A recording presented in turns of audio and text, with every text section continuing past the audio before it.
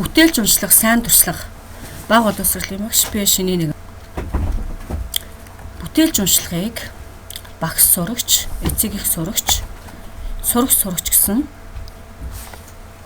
байдлаар зохион байгуулсан. Эцэг эхийн уншлагыг авахдаа эцэгчүүд хүүхдүүдтээс уншлага авч анализ хийсэн. Энэ анализаас ангийн сурагчдаас хэн нь унших чадвар сул байна, сурагчид ямар алдаа гаргаж байна вэ гэдэг дээр анализ хийж, анализын дагуу ажилласан байгаа. За гэрийн уншлагыг дараалахмаар зохион байгуулсан. Нэгдүгээрт нь багш гэрт уншихыг бэлтгэж өгнө. Хоёрдугаарт нь сурагчид уншихыг гэртээ 8-аас 10 удаа бие дан уншина. Гуравдугаарт нь уншиж буй бичлэгийг хийн.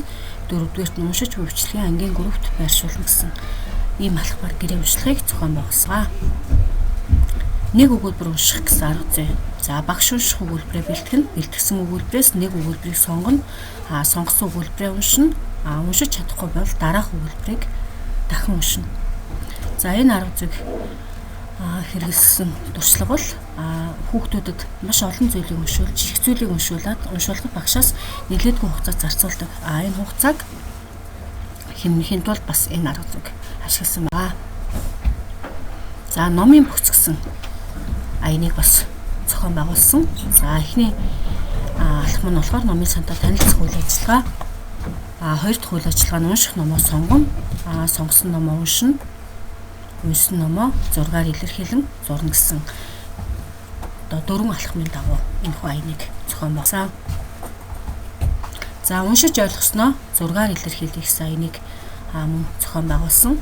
За энэ дээр бол хүүхэд өөрийнхөө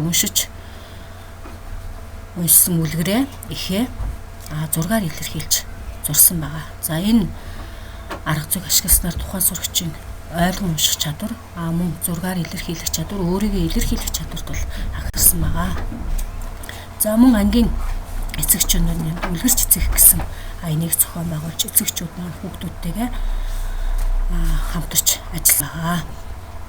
За 1 минутын уншлага. За 1 минутын уншлагыг ангийн сурагчдаас дараах хуудсыг хэвлэж өгч явуулсан байгаа. За энэ дээр бол сурагчид өөрийн багшийн өгсөн их бүрийг 3 удаа минутаар уншиж, уншсан үгийн тоог тэмдэглэж, гарын үсэг зурдаг байгаа. За энэ нь бол нэг ихийг 5 тон уншуулах зорилгоор энэ арга зүйг бол ашиглаж байгаа. За мөн хүүхэд бүр нэг үлгэрийн ном гэсэн аяныг ангидаа өрнүүлэн ажилласан. За мөн миний ахиц, миний амжилт гэсэн аяныг өрнүүлсэн. За энэ аянд бол өдөр бүр уншлах хүүхдүүдээс авч ирсэн. За мөн сурагчдын 1 минутанд унших үгийнх нь хагцаар нь үнэлсэн. Хамгийн олон үгээр агсан 3-аас 5 сурагчийг шалгаруулсан. За мөн 7 хоног бүрийн 5 дахь өдөр сурагчдыг үнэлсэн байгаа.